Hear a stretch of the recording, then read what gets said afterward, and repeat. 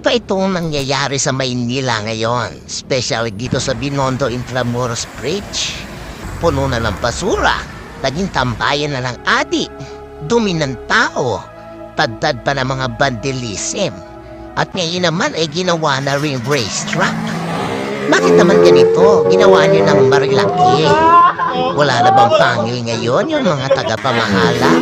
O election lang kaya maluwag sila? Bakit kaya?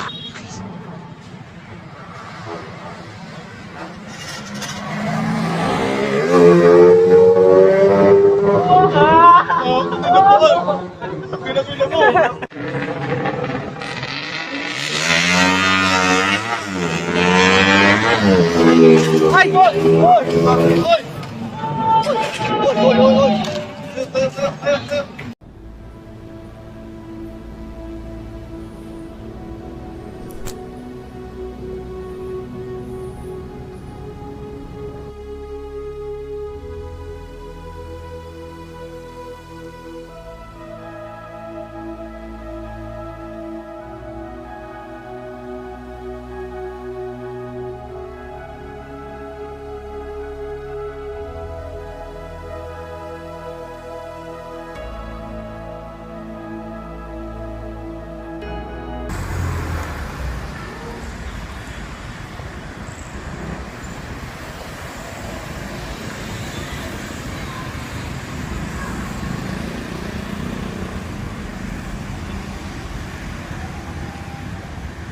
Napakaraming kalat.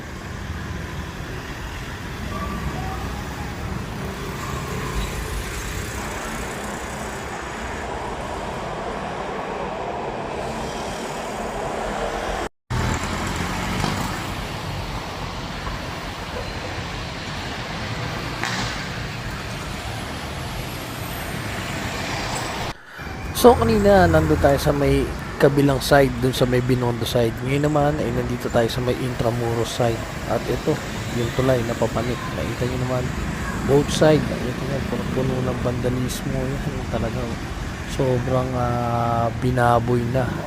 Itong area na to, walang patawad. Tapos dito, may mga nakatira dito.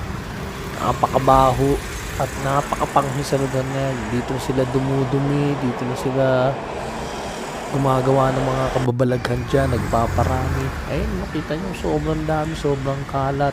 Punong-puno yung mga pader ng mga vandal dito. At ito, nahagip ng ating camera, nakita nyo. Bumababa, galing dun sa taas. At parang mayroon siya yung parang kubo dyan na maliit eh. Pero yun, mula dun sa taas hanggang papasok dun eh, no. May araw na yun eh, parang nandyan siya.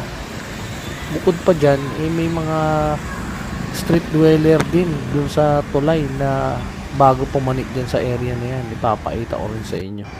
So sana ma-actionan ka agad ito para hindi na sila dumami pa dyan.